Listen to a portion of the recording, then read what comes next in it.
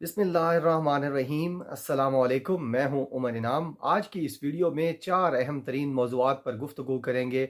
सबसे पहला मौजू साबिक वज़ीर आज़म इमरान खान साहब होंगे, जिनको अदालती हुक्म के बावजूद जुडिशल कम्प्लेक्स में साइफर केस में अदालत के सामने पेश नहीं किया गया। दूसरा मौजू होगा जनाब परवेज़ खटक, नवाज शरीफ और जहांगीर तरीन की बार बार नाकाम तरीन लॉन्चिंग। तीसरा मौजू जिस पर हम बात करेंगे वो हाजरा शरीफ या हाजरा खान भी आप उनको कह सकते हैं। वो खातून हैं जिन्होंने किताब लिखी है और उस किताब के पहले सफ़े से लेकर आखिरी सफ़े तक उन्होंने इमरान खान पर घटिया तरीन इल्ज़ामात लगाए हैं। और एक और ख़ातून भी इमरान खान के ख़िलाफ़ नेशनल मीडिया पर सामने लाई गई हैं, उनके बारे में भी बात करेंगे। और सबसे आखिर में देखेंगे कि इस वक्त chief of army staff general Syed Asim Munir और अनवार अल हक काकड़ और उनकी पूरी जो काबीना है, वफाकी काबीना, निगरान काबीना, वो सारी इस वक्त यूएई में मौजूद है। और कहा यह जा रहा है कि 25 अरब डॉलर के मुआहदे हो चुके हैं, जिन पर दस्तखत हो चुके हैं, और इसको मज़ीद आगे लेके जाया जाएगा इन मुआहदों को। सबसे पहले अगर हम बात करें साबिक वज़ीर आज़म इमरान खान साहब की, तो आपको याद होगा ये दो जो इमरान खान साहब के बयानात थे। सबसे पहले उन्होंने कहा था कि मैं अभी इक़्तिदार में हूँ और जिस दिन मैं इक़्तिदार से निकला, मैं वज़ीर आज़म हाउस से निकलकर तुम्हारे लिए और ज़्यादा ख़तरनाक हो जाऊँगा। ये उन्होंने कहा था और फिर साबित भी हुआ कि जब वो अपोज़िशन में आए तो उन्होंने 13 जमातों की जो जो हुकूमत थी पीडीएम की, उसको नहीं चलने दिया। अपनी मकबूलियत से, अपनी बेहतरीन स्ट्रेटजी से, अपनी अनथक मेहनतों से और ट्रू अपोजिशन से उन्होंने पीडीएम की हुकूमत को उस तरीके से सुख का सांस ना लेने दिया और वाज़े अंदाज में एक बेहतरीन डेमोक्रेटिक सोसाइटी के अंदर, डेमोक्रेटिक कंट्री के अंदर जिस तरह अपोजिशन का किरदार अदा करना होता है, तो साबिक वज़ीर आज़म इमरान खान साहब ने जब अप्रैल 2022 में इक़्तिदार छोड़ा तो उसके बाद वो अपनी उस बात पर पूरा उतरते नज़र आए। इसके अलावा साबिक वज़ीर आज़म इमरान खान साहब ने एक बयान ये भी दिया था कि मैं जब जेल गया, तो जेल जाने के बाद में भी ज़्यादा ज़्यादा ख़तरनाक हो जाऊँगा। और लगता यही है कि उन्होंने सच कहा था, क्योंकि 113 दिन से ज़ायद का अरसा गुज़र चुका है उनको जेल में बंद किए हुए, और इन तमाम दिनों में उनकी कोई तस्वीर सामने नहीं आई। साबिक वज़ीर आज़म इमरान खान साहब की पूरी ज़िंदगी में ये सबसे बड़ा दौरानिया है जिसमें उनकी कोई तस्वीर या वीडियो सामने नहीं आ सकी। जब उनको अटक जेल से अडियाला जेल मुंतकिल किया जा रहा था, तो उस वक्त जो बख्तर गाड़ी में उनको लेके जा रहे थे, उसकी एक धुंधली सी तस्वीर एक कैमरामैन सामने लाए थे, जो कि कौम ने देखी और उसको सेलिब्रेट किया। लेकिन उनकी प्रॉपर कोई मीडिया अपीयरेंस नहीं हो सकी इन 113 दिनों में। आज अदालती हुक्म पर उनको जुडिशल कम्प्लेक्स इस्लामाबाद में शाह महमूद कुरैशी के साथ साइफर केस में जज अबू अल हसनात मोहम्मद जुल्करनैन के सामने पेश करना था। लेकिन अदालती अहकामात की, पाकिस्तान में कानून, इंसाफ और अदालती निज़ाम की एक दफ़ा फिर धज्जियाँ उड़ाते हुए उनको अदालत में पेश नहीं किया गया। और उसके ऊपर ज़ाहिर है जज साहब भी होम्योपैथिक किस्म के बयानात तो देते रहे हैं, उनके ऊपर उन्होंने रिमार्क्स भी पास किए हैं। लेकिन ज़ाहिर है आप भी समझते हैं, मैं भी समझता हूँ कि क्यों नहीं उनको इमरान खान साहब को लाया गया। कि अगर इमरान खान साहब की शायद एक तस्वीर आ जाए, तो वो जो परवेज़ खटक की पार्टी बनाई है, उसकी बार बार केपीके में लॉन्चिंग करवाई है, जो जहांगीर तरीन की पार्टी पंजाब में बनाई है उसकी लॉन्चिंग कराई है, उसमें बहुत ज़्यादा लोग तहरीक इंसाफ से शामिल किए हैं। फिर नवाज शरीफ को वापस लेकर आया गया है और उनकी लॉन्चिंग बार बार हो रही है। कोशिश हो रही है कि किस तरीके से पाकिस्तानी कौम इन तीनों रहनुमाओं में से किसी एक पर यकीन कर ले और इमरान खान साहब पर अपना एतमाद और एतबार जो है उसमें कमी दिखाए।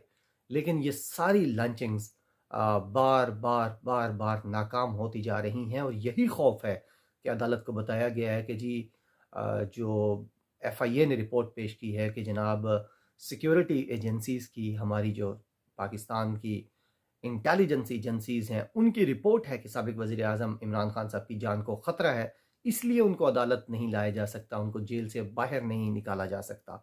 आपको याद होगा यही वज़ीर आज़म इमरान खान साहब थे जो अदालती पेशियों से इस्तिस्ना मांगते थे और उस वक्त ये कहते थे कि मेरी जान को ख़तरा है तो मुझे ज़मान पाक से ही आप वीडियो लिंक के ज़रिए ले लें। और एक वक्त था जब उनके टांग में गोलियां लगी हुई थी और वो पेश नहीं हो सकते थे। उस वक्त भी यही अदालतें कहती थी कि इमरान खान साहब को एम्बुलेंस पर भी लाना पड़े तो लाएं, लेकिन पेश करें। और अब वही अदालतें दोबारा दूसरी तरफ खड़े होकर कह रही हैं कि उनको पेश करें, तो अब इंटेलिजेंस एजेंसीज कह रही हैं कि उनको पेश नहीं किया जा सकता। तो ये जो सारा ड्रामा है, ये देखने को मिल रहा है सिर्फ इस वजह से कि कौम नहीं मान रही। कौम ने तमाम जो ड्रामे हैं, 76-77 साल के पुराना सिलेबस है, पुरानी किताबों से पुराने औराक दोहराए जा रहे हैं, उसको मानने से इनकार कर दिया है। तीसरी खबर जो है वो हाजरा शरीफ, जिसको सिद्दीक जान हाजरा शरीफ कहते हैं, वो अपने आप को हाजरा खान कहती हैं, जो खातून है वो यूके से वापस लाई गई हैं। 2014 में उन्होंने किताब छापी थी। उस किताब के अंदर 2-3 बाब और दाखिल करवाए गए हैं, और वो इमरान खान साहब के ऊपर इंतहाई घटिया इल्ज़ामात हैं। इतने घटिया इल्ज़ामात हैं कि मैं वो आपके सामने पेश करते हुए भी मुझे शर्म आएगी। मैं वो नहीं पेश करना चाहता आपके साथ। वो कभी ना कभी आप सब, मेरा ख्याल है आप में से कोई पढ़ना भी नहीं चाहेगा, ना सुनना चाहेगा, और ना मैं उसे बताना चाहता हूँ।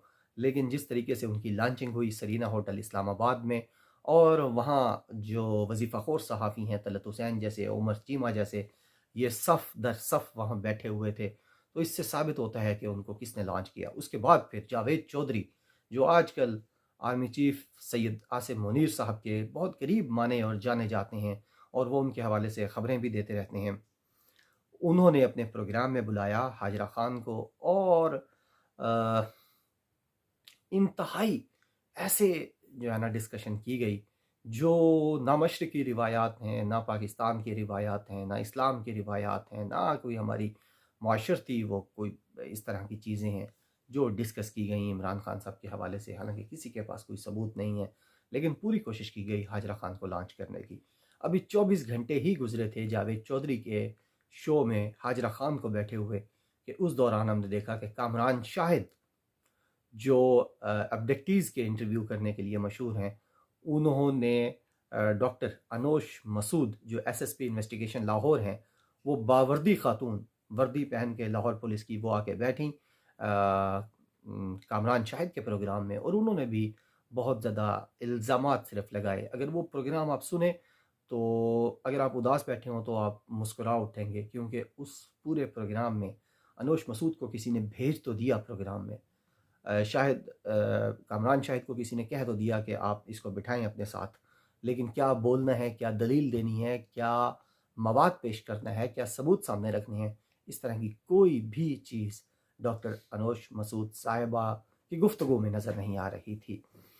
और ये जो 2 दिनों में 2 ख़वातीन की लॉन्चिंग हुई है इमरान खान साहब के ख़िलाफ़ नेशनल टीवी पर, मेरी तो ज़ाती और नाक़िस राय ये है कि इससे इमरान खान साहब की जूती पर जो लगी मट्टी है, उसको भी कोई फ़र्क नहीं पड़ेगा। लेकिन आप भी ज़रा बताइएगा कि आप क्या समझते हैं कि ये जो जितनी चीज़ें हो रही हैं मुसलसल पै दर पै, इससे इमरान खान साहब की मकबूलियत को या उनकी जो अवाम में मोहब्बत और पज़ीराई है, उसमें कोई कमी देखने को मिलेगी?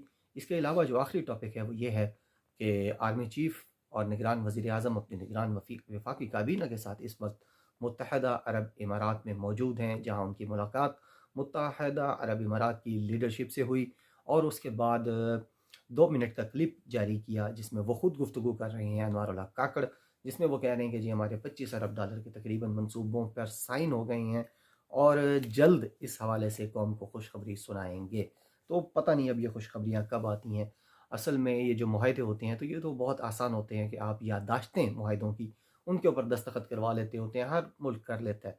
लेकिन एक्चुअल जो इन्वेस्टमेंट आती है, जो बिज़नेस आता है, वो सीपेक टाइप जो चीज़ें होती हैं उसमें देखने को मिलती हैं, और इस तरह की जो दीगर इन्वेस्टमेंट्स होती हैं, वो जब तक आपके मुल्क में कंक्रीट लेवल पर मौजूद ना हों और पैसा स्टेट बैंक में आ ना जाए, या वो मुल्क अपने बैंकों से लेकर ना आए, उस वक्त तक ये नहीं कहा जा सकता कि कहीं से पैसा आया है। तो देखते हैं 25 अरब डॉलर, बल्कि इससे पहले तो आर्मी चीफ साहब ने मुख्तलिफ ताजरों से और सहाफ़ियों से गुफ्तगू करते हुए 80 और 90 अरब डॉलर की भी बात की थी। तो देखते हैं कि कितने अरब डॉलर आइन वाला अरब भी और अलिफ वाला अरब भी, इसमें से कौन से अरब पहले आते हैं? क्योंकि सर्दियाँ शुरू हो गई हैं और सर्दियों में कहा जाता है कि तिलोर का शिकार करने भी ये जो यूएई वाले शहज़ादे हैं और रॉयल फैमिली है, ये हमारे बलूचिस्तान में भी और चोलिस्तान, बहावलपुर, रहीम खान, इन इलाकों में, बक्कर के इलाकों में आते होते हैं। तो देखते हैं कि पहले अरब पहुँचते हैं या अरब पहुँचते हैं। तो ये थी आज की अहम मौज़ूआत। अपना फ़ीडबैक लाज़मी दीजिएगा। बहुत शुक्रिया। अल्लाह हाफ़िज़। पाकिस्तान ज़िंदाबाद।